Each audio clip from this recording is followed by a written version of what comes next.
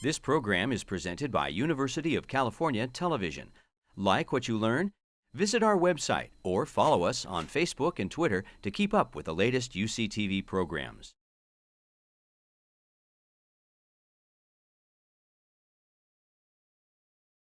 The center is the customer. They're the ones who are paying for everything. I just saw this as, oh my God, this is like my chance. $250,000. It was almost surreal. You can't just cut out one person in the supply chain in order to solve the problem. Those are the kind of people you want. You respect them, their integrity, their intelligence, their ability, their can-do attitude, hard work.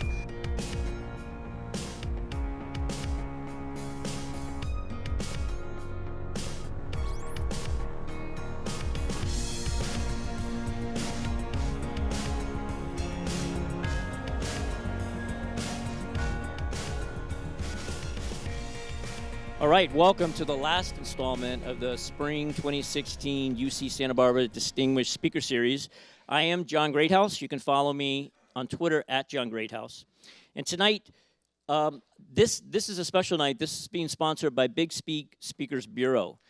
Big Speak not only was able to get Aaron Ross for us, best-selling author. They were not only able to get him to come here, but they actually donated 50 copies of Aaron's latest book, From Impossible to Inevitable. And I think that's really significant because it allows the students to come in here having read the book, knowing what is going to be discussed, knowing what's going to be talked about, and just being more informed as to the conversation. So Aaron is married and has 12 children, most of whom he added to his family through adoption, which is a wonderful thing. He loves motorcycles, and he keeps a 25-hour work week. I'll say it again. He keeps a 25-hour work week. He is my hero. That is something to strive for. To be able to balance your family and your very successful professional schedule and work at that pace is amazing. It's remarkable. He is a highly sought-after keynote speaker. He speaks all over the country. And in addition to From Impossible to Inevitable, he's also a best-selling author of Predictable Revenue. And it's become known as the sales Bible of Silicon Valley. I know several CEOs who have re-engineered their sales departments and their pipeline funnel management to conform with the recommendations that Aaron makes in that book. So if you have not read that book, highly recommend that, as well as From Impossible to Inevitable. Aaron's also the co-founder of CRO, of Carb.io, C-A-R-B.io, which is a pipeline automation software company. And he's also the co-founder of Predictable University. He graduated from Stanford University. He's an ex-Ironman triathlete. And if that wasn't enough, he's also a graduate of the Boulder Survival School, the outdoor survival school. He lives in Los Angeles with his wife and his loving family. And there's lots and lots of things that Aaron could be doing tonight. He could be speaking somewhere else. He could be spending time with his family. He could be working on a new book. He could be doing lots of things, but he decided to come here to speak with us tonight. I think that's a great honor. Let's welcome him to our class. Is this when I come out? Hold on. Good to meet you. Put this over here. All right, is the sound on? Good. Hi.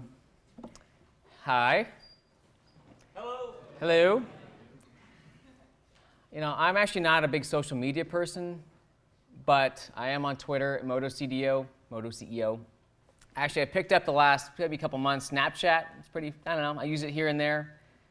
So if you want to take Aaron Ross 383 on Snapchat. In fact, you can see the car I drove in today, which is a car you probably have never seen anyone else drive. And I'll put it at the end. I don't really use Instagram much, but I don't know, Instagram. I feel like Snapchat made Instagram feel so fake. I don't know if you guys see this. Now, I'm going to share some things with you today. I see some heads nodding. Okay. I'm going to share some ideas with you today. Now, I'm going to tell you, this presentation is not written for college students. The book was not written for college students, but the principles around what does it take to create one of the fastest growing companies in the world, a lot of those principles are the same if you want to be successful as a person, if you want to be successful in your career, or if you want to start a company. I don't know, did people already get books? If there's 50 copies, people already read it or get copies, or is that later? Yep, okay. They got them a couple weeks ago. Okay. Great. I hope you read some of them. Bonus points. I know it's like this big paper thing, not on a phone. I will say I'm actually a big fan of paper books, partly because I grew up with them, and partly because for a business book, I just don't like to read them from start to finish. I like to like skip around. I write them for the way I like to read them, which is, I'll just open it over here and see this. I'll go over here. This part doesn't make sense to me. Skip, skip. Or I can dog ear it. I can mark it. So I like physical books, and I've heard a lot of people. The highest compliment I feel like I've gotten as an author, and let me see if I can get to that part. There we go. Is when people say, "Wow, I've gotten some people say, I've never dog-eared, I've never marked up a book as much as this book." That's one of the highest compliments I feel like I get as an author. You mentioned this is probably the book I'm still most known for in the business world. And my kids, they'll ask me sometimes, like, "Are you famous?" I'm like, "Not really. I'm like internet famous." And just like this little slice of the world, like Silicon Valley and sales and technology companies, I'm relatively famous, like medium famous. Like if you have any parents or brothers or sisters who work at a software company in something related to sales, if they haven't at least heard of this book, they should probably be fired. Actually, I'm not kidding. I'm married, there's been kids, work week, blah, blah, blah. Never thought I'd have a big family. I don't know, life happens. And never thought I'd adopt a bunch of kids. It just worked out that way. But they're really, like, I love having a big family. And the kids have just been amazing, and I do miss them. So when John was saying, yeah, I could have been other places, like I hate to miss like bedtime. I always feel like there's never enough time. Whenever I leave, there's a little bit of relief, like, oh, I got to actually sleep tonight. But when I'm gone, I'm like, oh, I feel like I missed something. I can't get back. And just one other aspect, one reason why I'm up here, I think, that you might be interested in is like if you are, I don't know, I guess successful in business or even other things in life and you become something of a known person, at least in your little sphere. You know, he mentioned a company called Big Speak is what's sponsored tonight with the books. And so Big Speak's my speaking agent. And if you know anything about the speaking world, you know, people can get paid to talk. So I'm not getting paid today. I'm just doing it for fun. But, you know, people might get paid to come up here and like share information. Not so much at colleges, but more at businesses. There's definitely functions. And some people make a few $1,000s or a few $100s. For a typical talk like this at a business, I would make, well, I don't know about my cut, but like the fee to a business is somewhere between like $15,000 to $25,000 for like an hour of work, of which I get 70%. So I hope you take this seriously. Again, the presentation is really written for, in the book, is really for business executives, people in business. So you're not quite there yet. Maybe, or how many people are either graduated or about to graduate? Okay. So I didn't try, you know, there's two reasons I didn't change it, try to be more college friendly. First, it's been 20 years for me, so I don't really know, I wouldn't even know how to change it, really. And second, I think I was going to share this as if you really know you are in that business mode, you're trying to start a business, or you're trying to grow a business, and just treat you that way. Because some of you are in that space. How many people here are either have started or trying to start either some kind of business or nonprofit or something where you need to somehow like have funds coming in? Yeah, a bunch of people. Bunch of people. All right, so new book, blah, blah, blah, best book I've ever read. I got a lot of good reviews on Amazon. And actually, these are from entrepreneurs, but I'll move on. And so a bit more about why I'm here today, and even doing these kinds of talks, was 5 years ago, I was single. Now I'm 44 now. It's hard to say. I'm like, God damn, I'm getting old. It's the first time I look in the mirror, I'm like, wow, I'm starting to look older. Like my joints are starting to hurt. Like I'm actually feeling a little old. And up until like 40, never even like, whatever. But having, you know, lots of kids will do that. It's like, I have like this super speed life. But I was single, I got married. A single guy, I didn't have to make a lot of money. I could get by, I could experiment, I could try like passion projects that maybe I wanted them to make money, but didn't have to.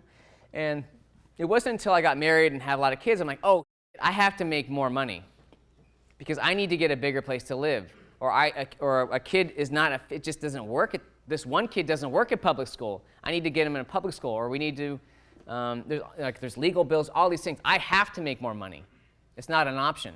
And I grew my income, like 11 times in about 4 years, from around $70,000 to a little, maybe under $800,000 per year. Right? And it's the same principles that I used to do that turned out to be a lot in common for what works to grow businesses, what works to help a single person succeed in their career. And I consult a lot with companies, and I've seen the same pattern for myself. There's companies who had something, like in this case, you've got ideas. A lot of you have an idea. You're like, how do I make this real? How do I get it out there? How do I grow it?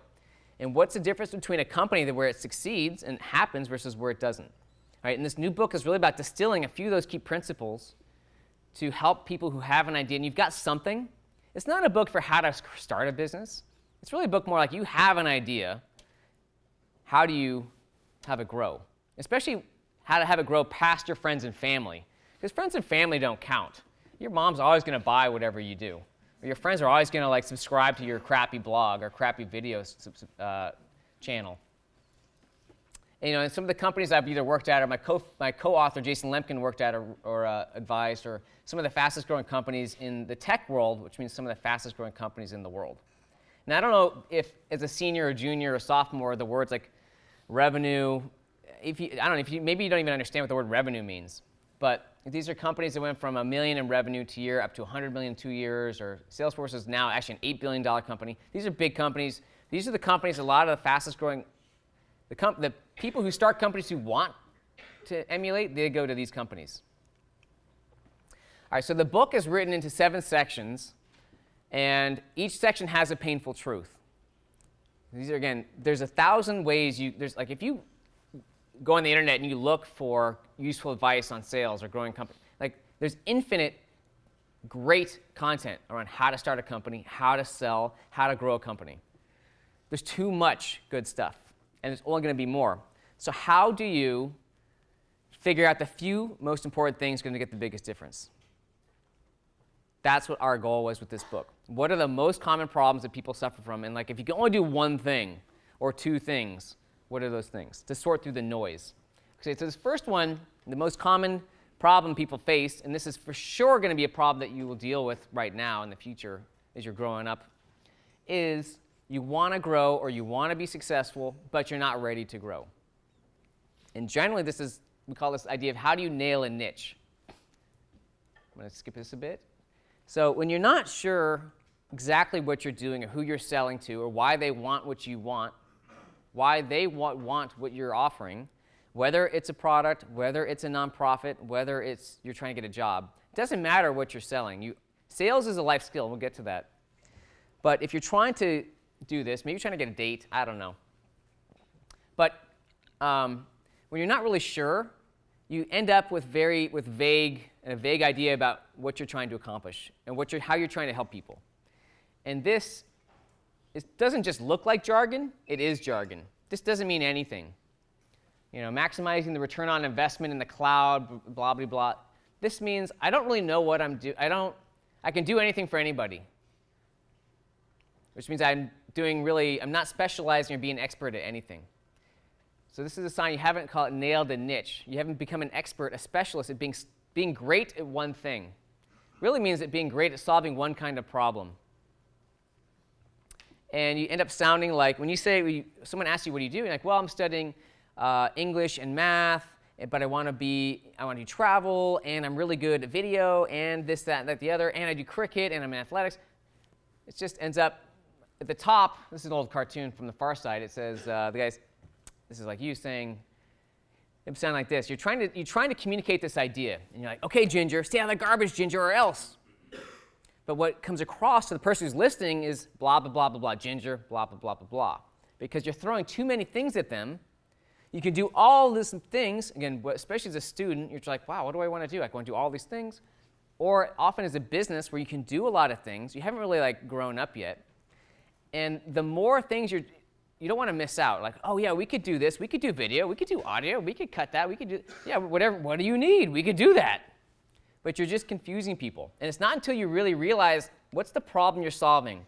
What's the most important problem you're solving for them, the pain you're solving, or the value you provide, where it becomes clear as to why they would want to hire you. So when you can clear the clutter and figure out what are you going to be the best at, pick something. Pick something. So you see here, I did this first, and then I filled in the letters separately. That's a little bit of that magic, right? And then I put it backwards.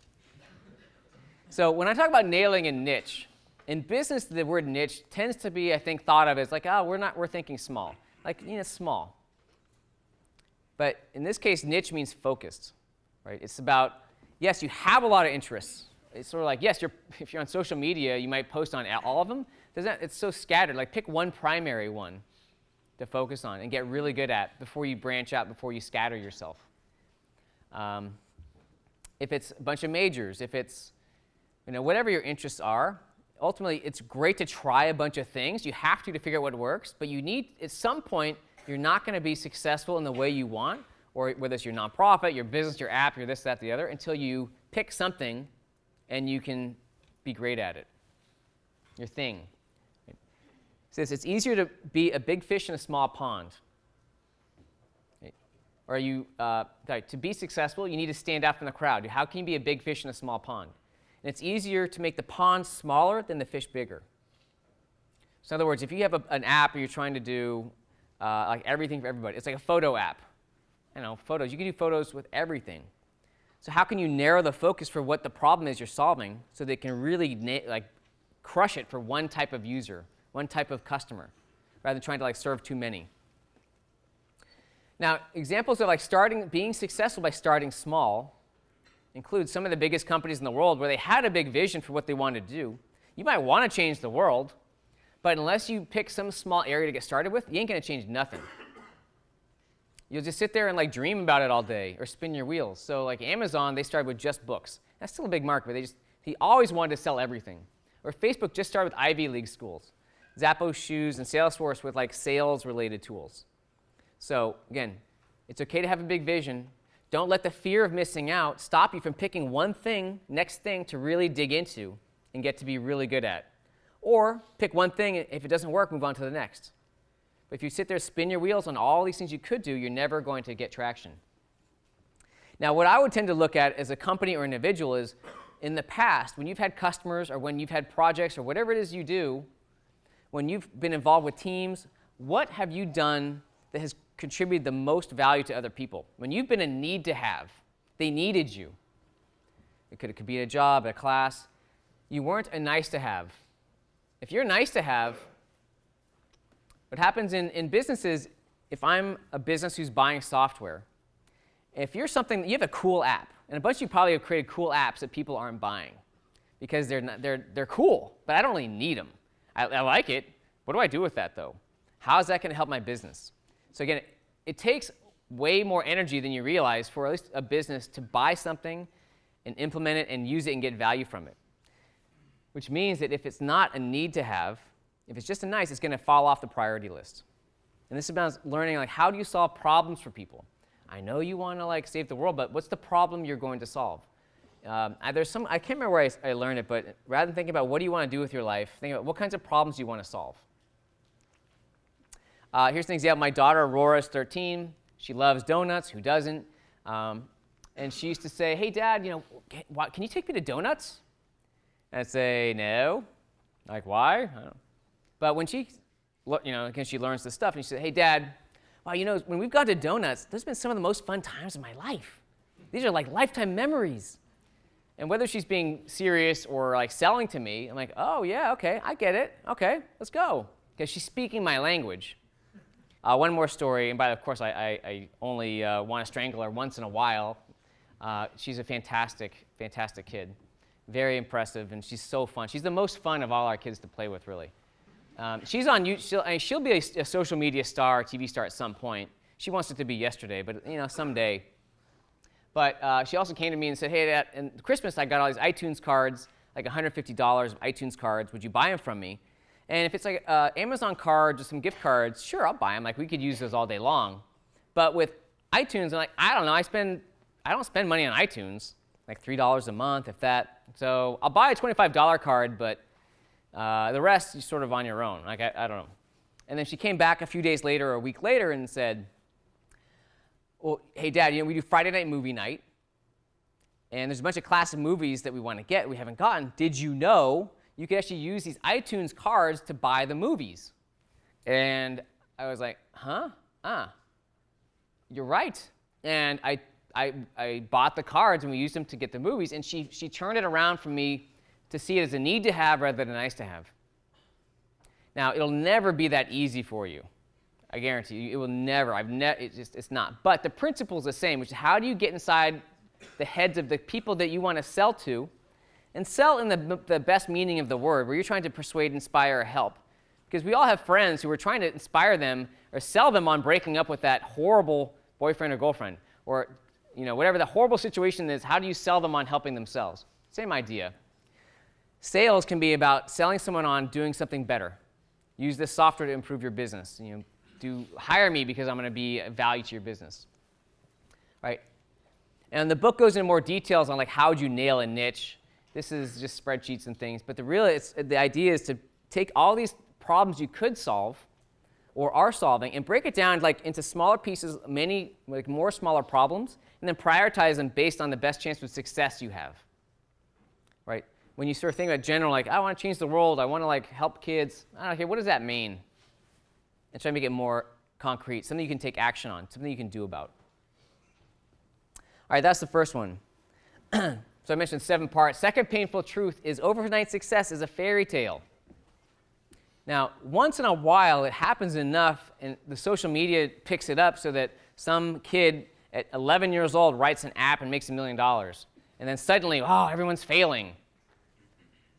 But the reality is overnight success, it really is that thing that takes 10 years to happen, right? They say the 15 years overnight success, it took 15 years in the making. That's what happens. You can dream about the overnight success, but you have to be prepared to do the work to figure out how to be successful. And you're not going to have, I don't know, maybe there's one person, maybe not, that's going to have like some viral video, or I know enough about like social media stars, not that much, but I have a friend who's the lawyer to, is it Jack and Jack? When he's, it's like a Vine stars that they had some video they like took off.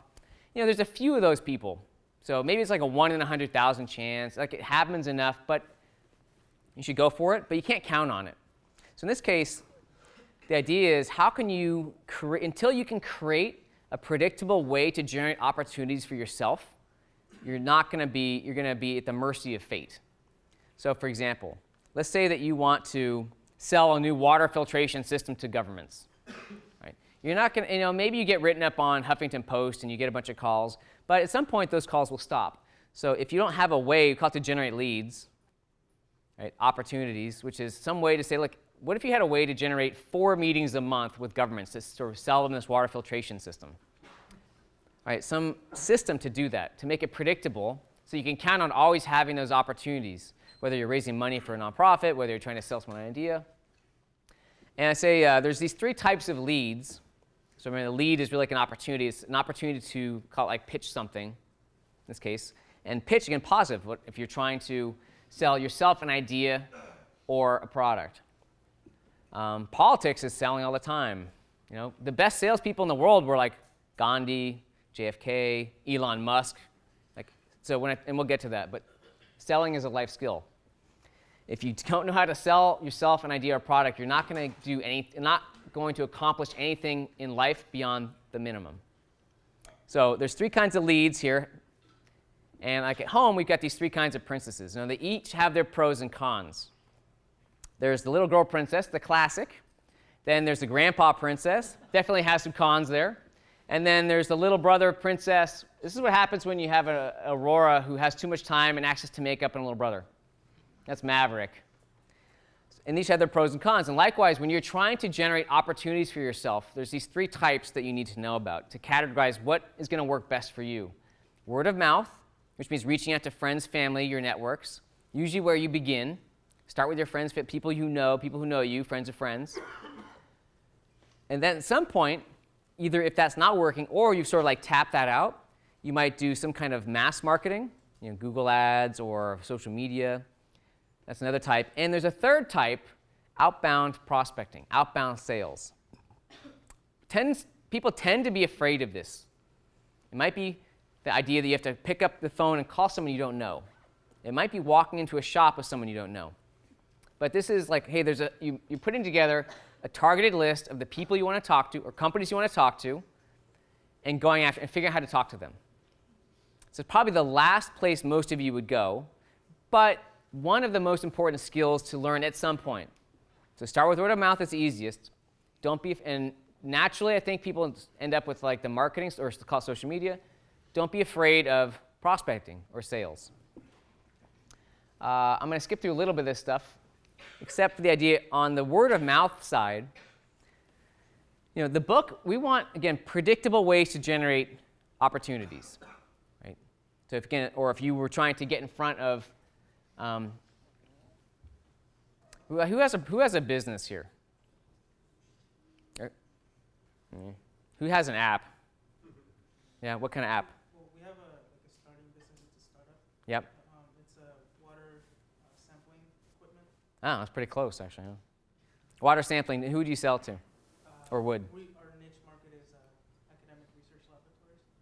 Okay, so academic research laboratories, and you sell water filtration. Sorry, what is it? It's an app or it's a it's a product? It's a hardware device that collects water samples continuously. Okay, hardware. And have you gotten any meetings for it yet?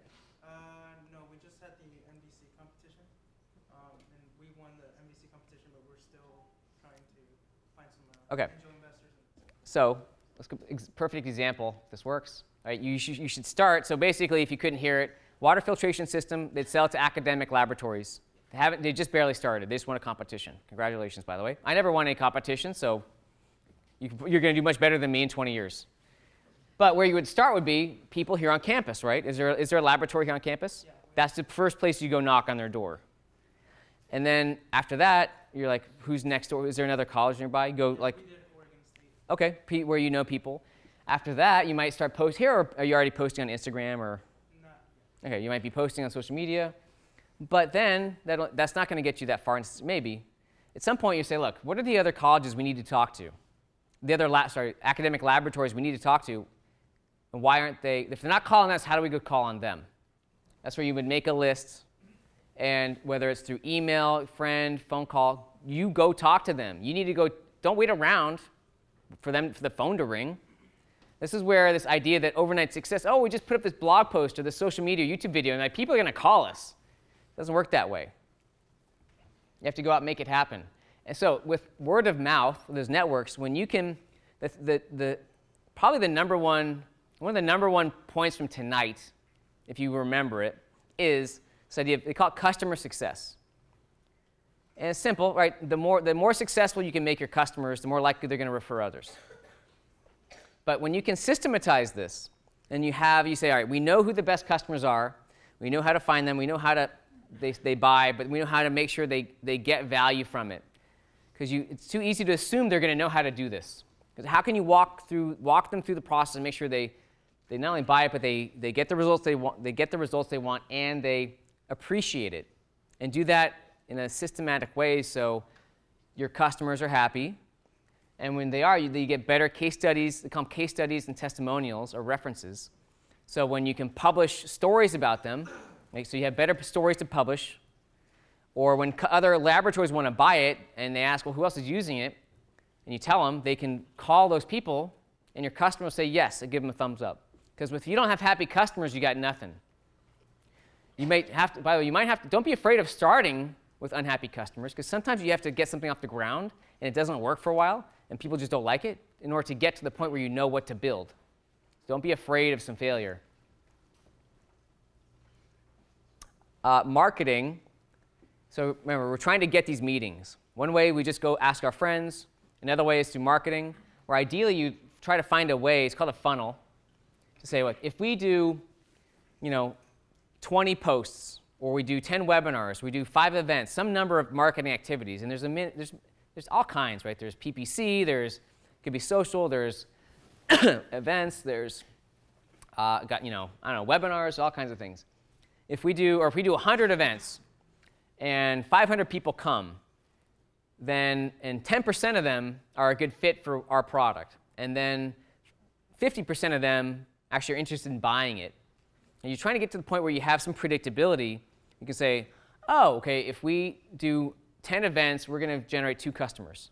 Okay, that is the kind of thinking you need in order to control how fast your business can grow, and not be dependent on like, well, the phone didn't ring today.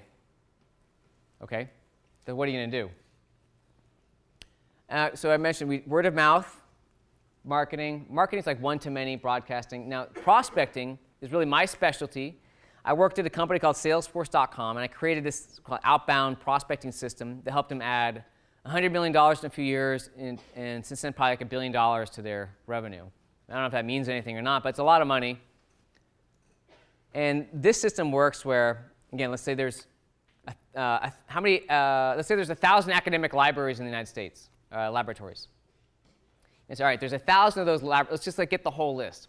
And really, there's only 500 that could or would be a good fit for what we sell, or maybe 200. So let's get their contact information. It could be phone numbers, email addresses, social media. For laboratories, there's probably a lot less social media. They're still light. They don't use it as much. So email is still the #1 way to get in touch with people. And again, we want to get something predictable. So if we send 500 emails a month to these laboratories, we should get 10 meetings a month. And there's some calls and other steps. Let's say if we do X per month, we know we need to do X in order to get 10 meetings a month. And if we have 10 meetings or demos, 20% will buy. Right? This gives you some predictability to know if you need to generate $1 million next year, you can work backwards and say, well, I just need to send, target this number of people, this number of emails and calls, this number of demos, and so on.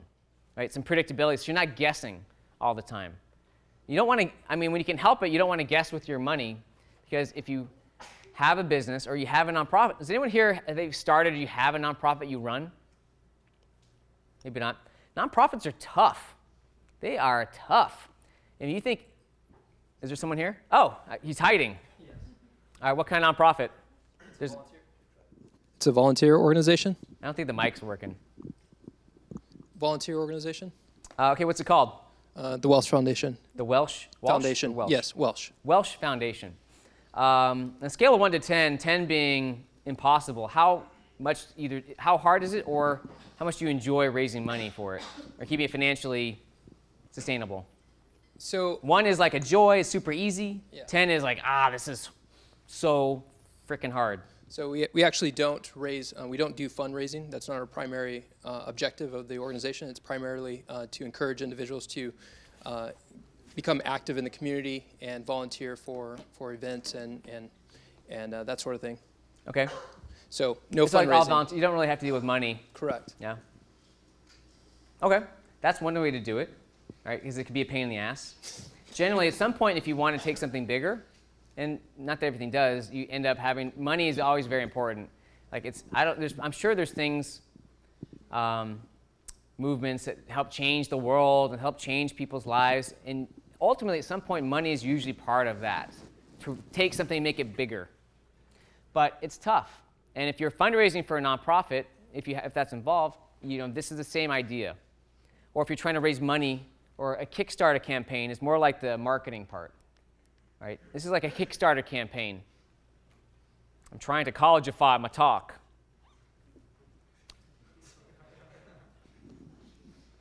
All right, so part of that is there's 1,000. So if there's one takeaway though, there could be 1,000 ways to market your idea. Depending on what you're comfortable with, depending on what you're good at, depending on what you're selling. It's sort of like similar to niche. Don't try 1,000 things. Try 3. Or 2, or 1. Or maybe try 10, but narrow it down to 1 or 2 or 3 things that you can really triple down in. Just scattering your energy over tons of stuff, and you can really get great at Kickstarter, or you can really get great at YouTube, or whatever really focus your energy. So in other words, it's try a bunch of stuff, and then focus on what works, triple down on that. All right, part 3. The painful truth is if you have something you're trying to grow it, speeding up growth actually can create more problems than it solves. You might think, hey, we won this competition. Woohoo!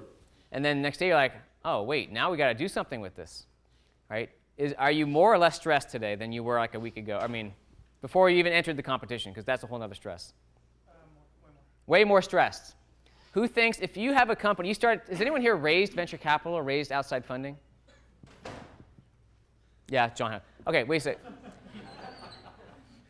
If you think, if we have this app or we have this app, and we raise money, wow, we're going to be successful. No, not necessarily. You will be more stressed because then you have more responsibilities, like next level. Right? Raising them, if you think raising money is the goal, and it's like if you raise the right money or enough, no, it gets way harder because then you got to spend it, you got to earn it back. How are you going to make money? It can be a great forcing function to force you to figure out how to make money with your project.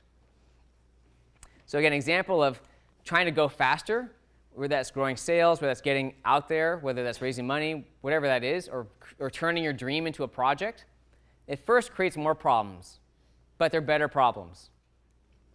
I'm going to skip this part.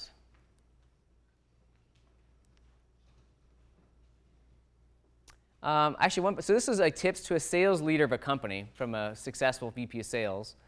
And I will say that if you think there's anything in business that encourages people to lie, cheat, or steal, yes, but that's on the shady side. In all the most successful businesses, well, not all, but you'll find there's just as many or more people who say be honest. Up and down from the bottom of the company to the top. Honesty is really powerful. Yeah, some people are going to lie, but we want that to be the exception. You don't have to. You shouldn't. Now, if there's 200 people in here, there's probably at least, by rule of averages, at least one sociopath or psychopath. It's probably you. Maybe, I don't know, close second.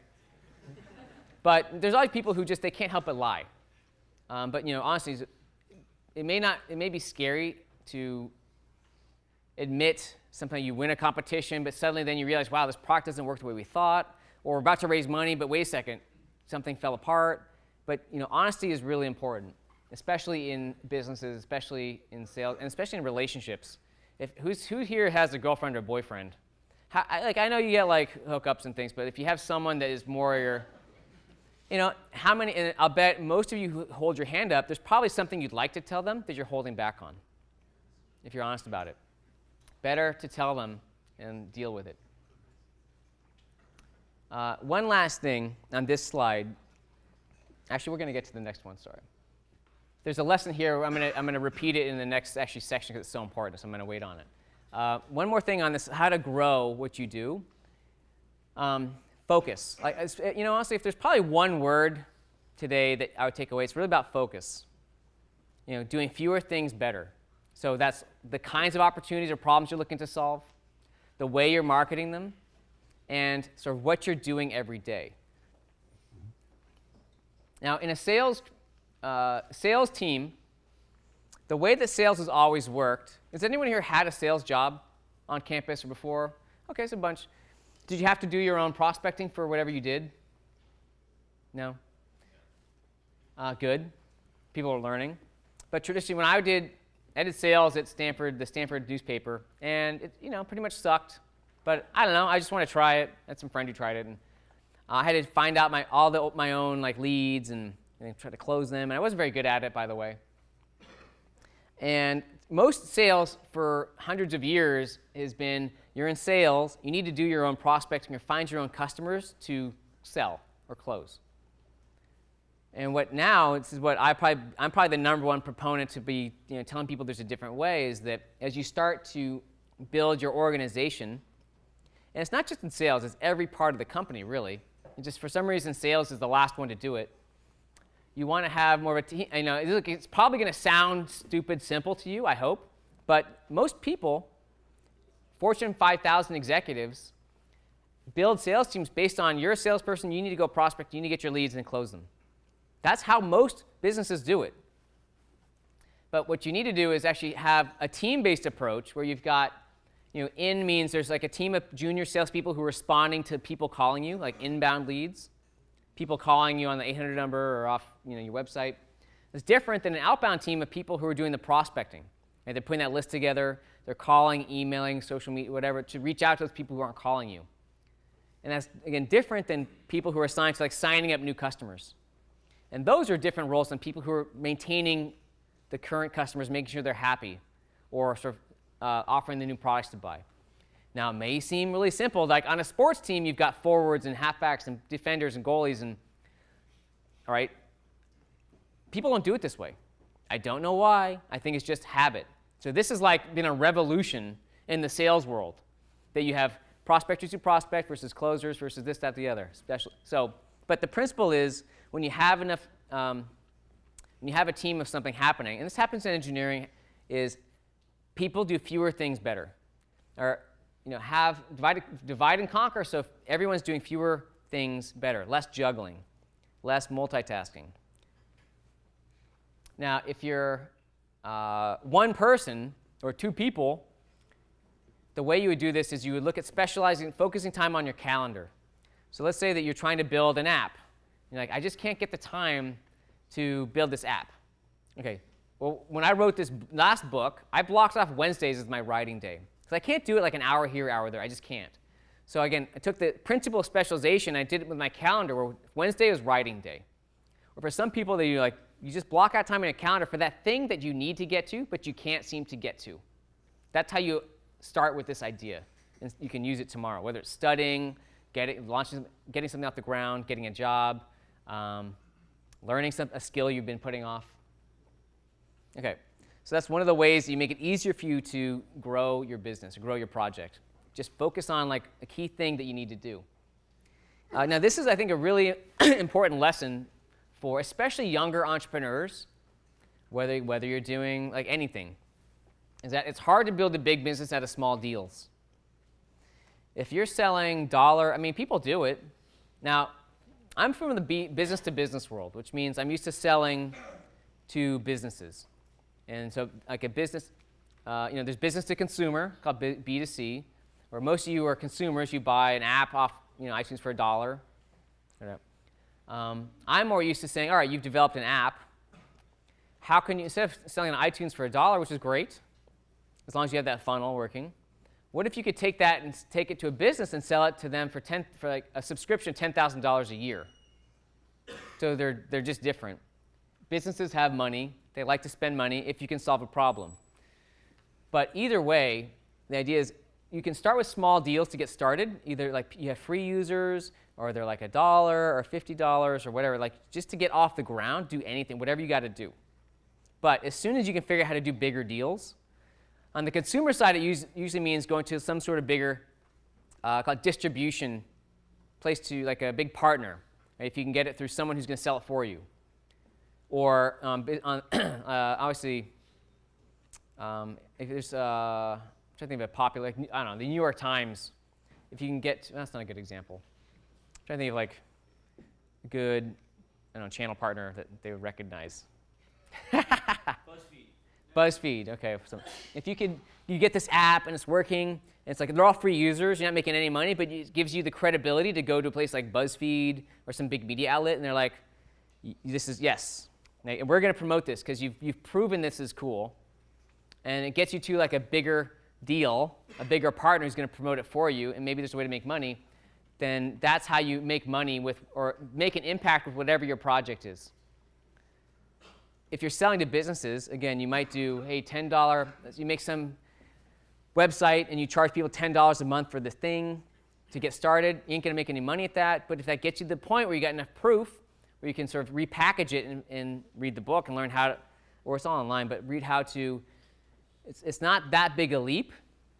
Take a $10 a month app and repackage it so you can sell it to a business who buys it for all their employees, and you make $20,000 a year instead. So fewer, bigger deals. That's sort of my background. So anyway, when you do the math and you think about if you do a $1 app or a free app, if you create an iPhone app or Android or whatever, and it's a free app, great, you get downloads, but okay, if 1% of the people buy, if you actually do the math, you have to get millions of users to make any money. So some of you might have done this or may do it. It's not my area, but it's think about the math of if you want to make a certain amount of money, how many individuals at $1 do you have to get versus how many businesses at $10,000? Any sort of those. Or if you're selling dollar apps, how do you get that to the point where you can justify getting bigger exposure or bigger partners? All right, part 5. And unfortunately, this is the painful truth, is it's going to take years longer than you want. So whatever your dream is right now, and whatever goals you have by the age 30, in general, this is how it works. If you want to start a software company, it's more likely to take 10 years than 1 year to get to some point where it's financially successful, or you exit. if you start, call it like a software as a service company, like SaaS or business-to-business software, it probably takes 2 or 3 years to get to the point where you even know if this is going to be successful or not. Is there something here or not? The stories like Instagram, it happens, but they're really the exception. And what they don't show, or anyone here heard of this company Slack? Slack is a company that there's articles that came out like a year or two ago saying, hey, how this company went from 0 to $1 billion in like 8 months. It was 0 to $1 billion, or maybe it's 10 months, right? Because it's a company, it was a business-to-business company. It's like chat for companies. They released it and just like took off. And they didn't make $1 billion in revenue, but investors came in and valued the company at more than $1 billion. Within it was definitely less than a year of them releasing the product. And oh my God, Slack, it's like one of the fastest growing software companies ever. And of course, what they didn't, the press loves to amp up super fast results, whether they succeeded super fast or failed super fast. And what they left out was this company, which by the way started by one of the guys who sold Flickr. So it was already someone who'd been successful. This company struggled getting anything done. It was unsuccessful for 5 years before they hit on this thing. But they don't like to talk about that because it's not good for the story.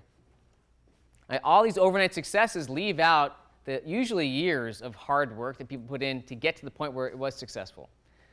And even if you, going back to the overnight success as a fairy tale, even if you get lucky, or maybe you're just super brilliant and you have some big success, a lot of times that overnight success doesn't, it's like you're a one-hit wonder. How do you make sure you're not a one-hit wonder? You have to go back and like earn the success later. So you can dream about it, but be prepared for the journey to be a lot longer and harder than you would realize, or would expect, or hope even. And I think here, I don't know if this laser works.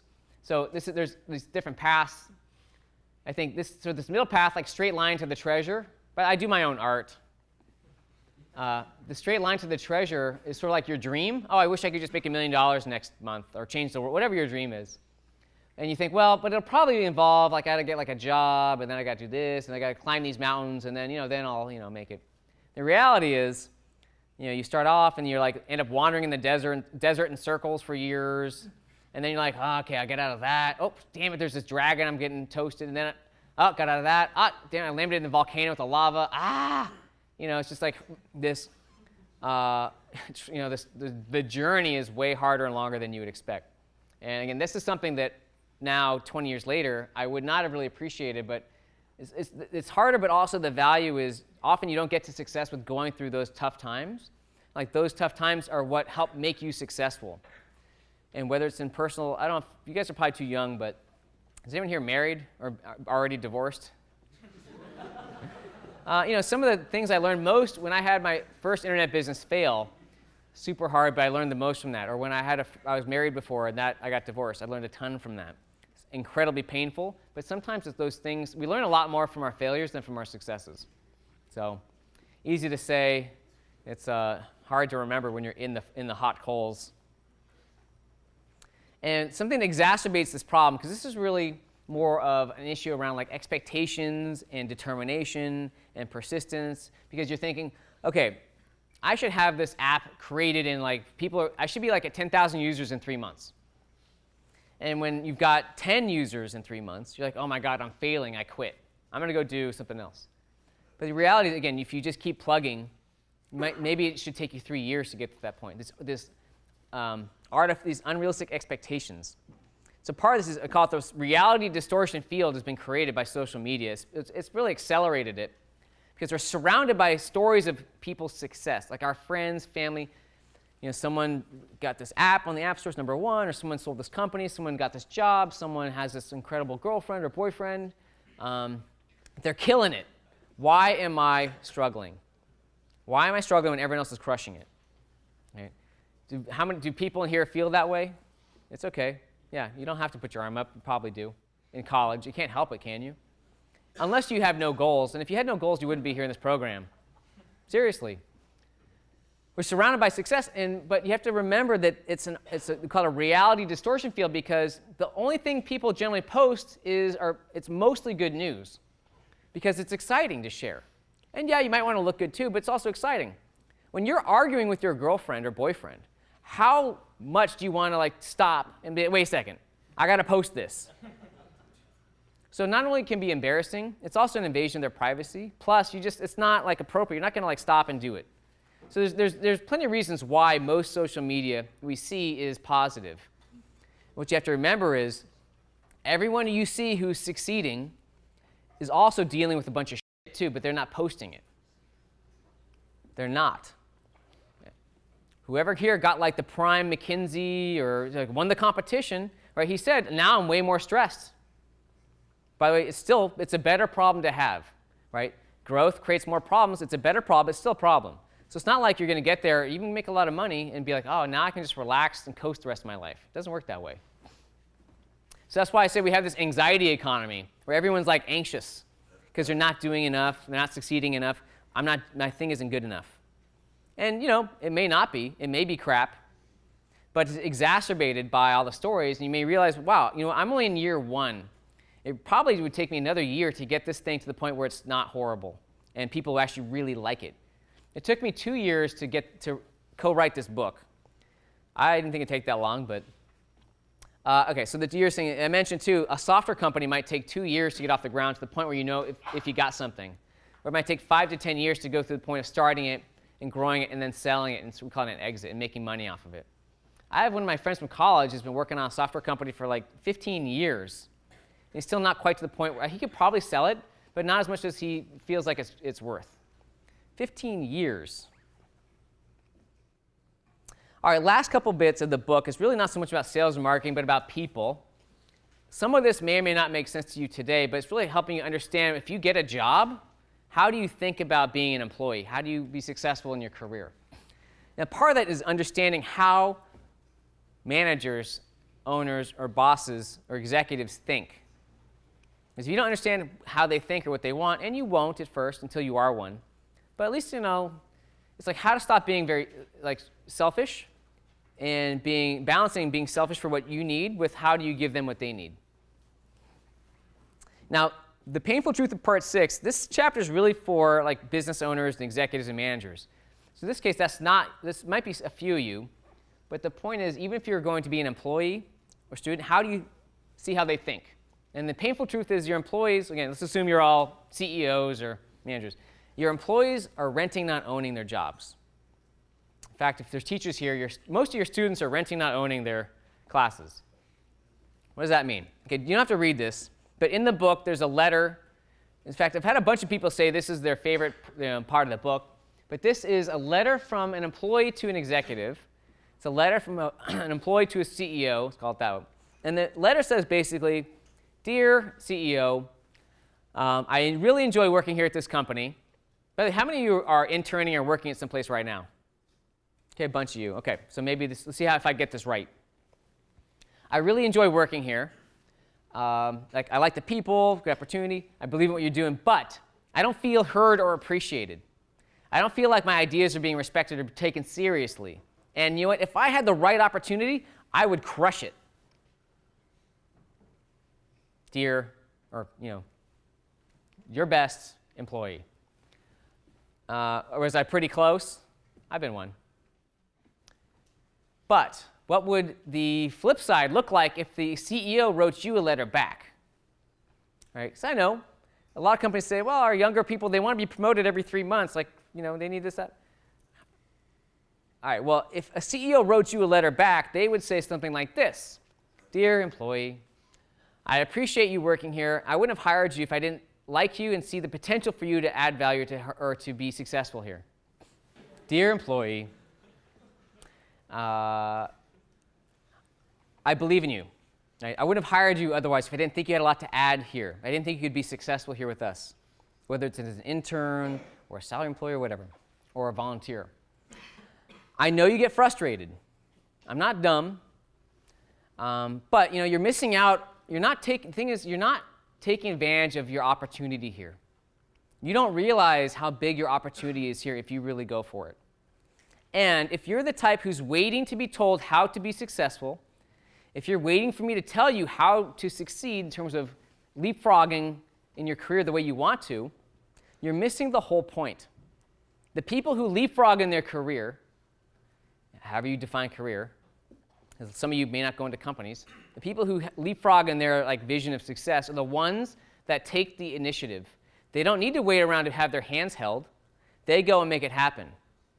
They're the ones who come to me and make my life easier, solve my problem, maybe a problem I know about, maybe one I didn't know about, and go out and make it happen for me. That's how you advance your career faster. So in other words, if you need me to tell you what to do all the time, if you need me to tell you how to be successful, you're just making more work for me. So that's what an owner would do. It's sort of how do you be an entrepreneur or think like one in any situation you are rather than waiting to be told what to do. So the difference here for, again, an owner is thinking about your employees. What you don't realize as an owner is that every owner, every manager, every owner says this, my employees don't work as hard as I do. They don't take the initiative as much as I would think they should. Why do they need their hands held all the time? That's how they think. They don't put in the extra mile. To them, what I say is, well, your employees don't go the extra mile because they don't feel like they own anything. They don't act like owners because they don't own anything. And this example really has hit home for a lot of executives where you compare, how do you treat, if you own a car versus rent a car, how do you treat them? Or if you owned an apartment versus rent a hotel room, how would you treat them differently? If you had kids versus babysit someone else's kids, how would you treat them? If you have your own project or work or grades, how do you treat that versus if you're helping someone else's stuff? You don't emotionally fully own it. And so you just put in the minimum if you don't really own it. You just do the minimum. And most employees do the minimum. Well, it doesn't matter whose fault it is. It's partly the employee, it's partly the owner. Right? That's why we have a chapter for owners, chapter for employees. So let me phrase it this way. You're not going to be as successful as you want by doing the minimum. All right, last part. This chapter is for employees. Right? And I think this is, again, something I wouldn't have really appreciated is now, being older, this painful truth that most people let your frustration stop you rather than motivate you. Now, I can say if you're looking for success, money, impact, fame, maybe love, it doesn't happen when you go on the kiddie ride, right? The easy job, the easy class, the easy opportunity. It happens when you go for the challenging one, where you're not sure if you can do it, or you're stretching yourself, or it's a market that maybe you're not sure about. You're not one out of 1,000 apps that all look the same. You're doing something new or difficult, or right. It's not to be afraid of something that, it's not always trying to take the easiest road. So how can you embrace frustration? Because frustration is a part of growing. It's a part of doing something new. You can't avoid it unless you do nothing. Congratulations on the book, Aaron. We really appreciate you coming. Yeah, thank you.